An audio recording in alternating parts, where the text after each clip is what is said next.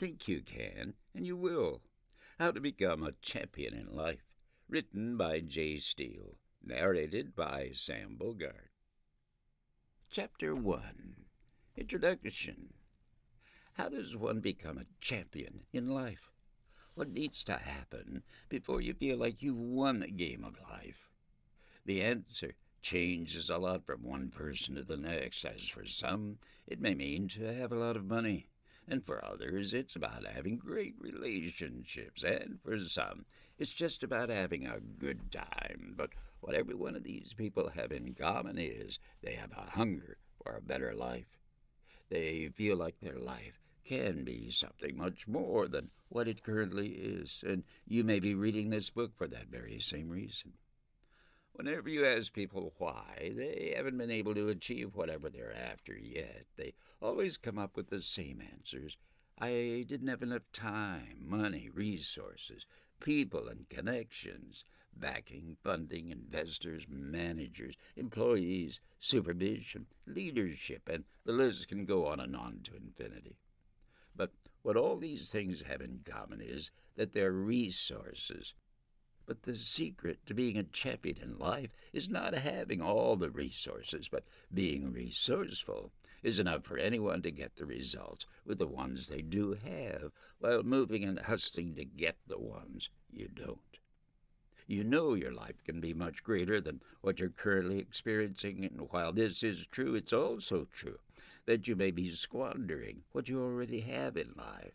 Not because there's something particularly wrong with you, but because we all tend to do this. We tend to take things for granted and daydream about what's missing in our lives. But in this particular book, you'll learn the tools you need to override that natural brain programming and use new programs to have the kind of life you can be proud to share with others. I always remember what a friend of mine once told me during a challenging time in my life. I'd just gotten fired from my job, and I was working 2 jobs that I hated just to make ends meet, so I came complaining to him, talking about how bad I had it and how horrible my jobs were. I've always found it fascinating how, as human beings, we tend to compete with one another to see who has the worst life by saying things like, "Oh, that's nothing. You should hear what happened to me." Always comparing scars, like it should be something to be proud of. But I digress. Well, my friend patiently waited until I was done venting to him as I sat on his couch complaining about how much I hated my new jobs and how exhausted I was, ending my sob story with the ultimate, I need a vacation. My friend just looked up at me. He put his hands together and leaned towards me to say, "Well, instead of planning your next vacation, why not a life you don't need a break from?" J. Steele. Understanding the game. For you to win at any game or sport, you must understand the rules and how and what series of actions will make you win. And if you don't understand the rules, it may be tough for you to ever be focused, as you just don't know what's going on. Have you ever played a game you didn't know or understood? Well, most likely you had your butt handed to you before you even knew what was going on, right? This is exactly how most people approach life, wanting so bad to win, but having no clue as to how to do it or how the rules must work. If you want to win in the game of life, you need to understand the rules, and believe it or not, the one writing the rules is not your boss, the economy, the president of the United Nations. You are the one writing the rules. Now, I'm not a child, and I do realize there are things like laws and regulations, but laws and regulations won't make you happy. You will. And therefore, the real set of rules you need to follow to win at the game of life are your own. First of all, you need to understand what rules you already have put into place, because, believe it or not, the rules have already been written, even though you may not be aware of it. Figuring out the rules. A dear friend of mine once told me this beautiful story about how he was trying to teach this very same concept to his 10-year-old daughter. His daughter seemed anxious and angry, so he asked what was wrong. And to this, His daughter replied that she just couldn't organize her desk. No matter how many times she cleaned and organized it, it still seemed, in her words, messy. He asked her to take him to her desk, and she did. When they got there, the desk looked perfectly fine to him. But the little girl still saw mess, so he just asked her, "What exactly is messy?" And she said, "I don't know." So he took one pencil and placed it in the middle of the desk, and he could see her face change. Then he took an eraser and placed it next to the pencil, and she screamed, "Dad, you're making a mess."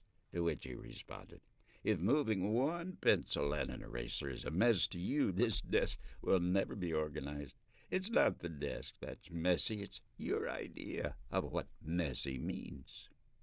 You know, this applies to every area of our lives, as many times we want to be happy and fulfilled, but we have some particular rules about how we should obtain that, sometimes placed by ourselves and sometimes imposed on us by others.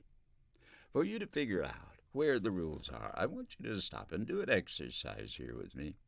Take a pen and paper, and I want you to write down the things you want in your life, no matter how far-fetched they may seem. A car, a house, a happy marriage, a great relationship with your kids, a business, more time, more money, anything and everything that you want to gain in your life. Next to each item, I want you to write down how all of those things make you feel, like a first gut reaction. Why? Because, for example, some people may write down more money, but when they read it, they may feel stressed, like more money equals more problems. If one of your rules is more money equals more problems, then until you change that rule, you'll never be able to make more money, as you're sending mixed signals to your brain. And for you to win in the game of life, you and your brain need to be on the same page at all times. Analyze all of the items on your list and make sure you understand the rules you have for attaining these things, and then change the one that doesn't favor you. The cool thing about you writing the rules is that you can change whatever doesn't work for you. Chapter 2. Devising a Plan. Now that you understand the rules of the game, it's time to start developing a winning strategy, as the secret to winning in the game of life is not to just think about the things you want, but to move towards them and take constant action to make them happen. First things first. You need a destination as your definite goal. For you to win, you need to understand what it is that will make you win. Figure out what is the one thing that you would give everything and go to any length to attain. For some, it's being able to travel around the world, and for others, it's owning a Fortune 500 company. Though the goals are different, but the method is the same. Figure out what your goal is, your destination, and after that, you need to devise a plan of how you're going to get there. Work your way backward from your goal to the actions and resources you need to get there. I want you to take out another piece of paper, and on this one I want you to write down your goal at the top. After that, I want you to write down all the resources you need to make it happen. That means time, money, connections, people, knowledge, information, and so forth. Next, write down all the actions you need to take to achieve this goal. Who do you need to talk to? What do you need to write? Do you need to train? What do you need to learn? Well, once you have this on paper, you'll have some idea of how you can attain this goal that you want so badly. And make no mistake, you need to want it badly. If your goal doesn't keep you awake at night and makes you jump out of bed in excitement, then your goal is not your true goal. Some people lie to themselves by saying they want $1 million, but in reality, they just want to help others and travel around the world. The actions are more exciting than the money. So don't just sit there and tell yourself that you want $1 million. You should ask yourself what $1 million will get you that you don't already have. That's your true goal. Training for the gold. Whenever you see a top athlete try to claim a championship, you see them train for months or even years before the event. They don't just show up and compete, but they take actions every single day that gets them closer and closer to their goal, one bite-sized action at a time. Most people attempt to attain their goal in one try, and if they fail, they give up. What most successful people have figured out is that it takes a lot of actions and a lot of failures and corrections to get it right, much like an athlete preparing to compete for the gold. One thing you must know up front is that you will, without a single doubt, make mistakes, and you will fail at some point.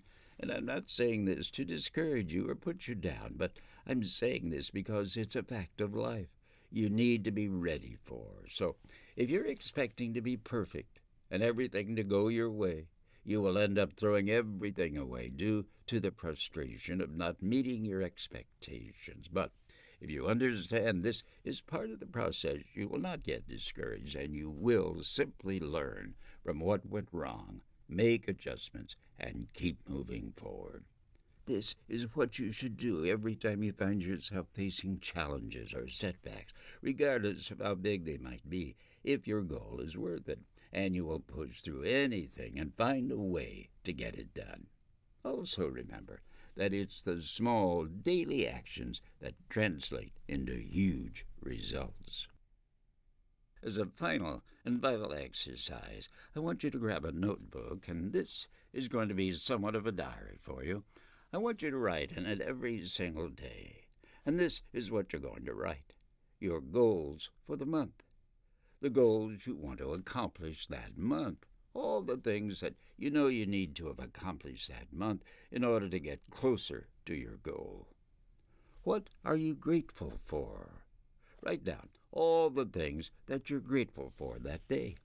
This will not only help you have a clear perspective of your emotions, but also your resources. It helps you understand where you stand without the feeling of being overwhelmed. Your to-do list. Write down all the things you need to do that day, and always include at least one or more things that are related to your goal. This will help you have a clear picture of how much action you're taking toward reaching your goals. Thank you. That's all for now. I hope you've enjoyed this book, and I hope it's useful for you in your life. I wish you nothing but the greatest of success, and I want to thank you for getting to the end, because now you're one step closer to becoming a true champion in life. Thank you very much. J. Steele. You've been listening to Think You Can, and You Will, How to Become a Champion in Life, written by J. Steele, narrated by Sam Bogart. Copyright 2020 by J. Steele. Production copyright 2020 by RWG Publishing.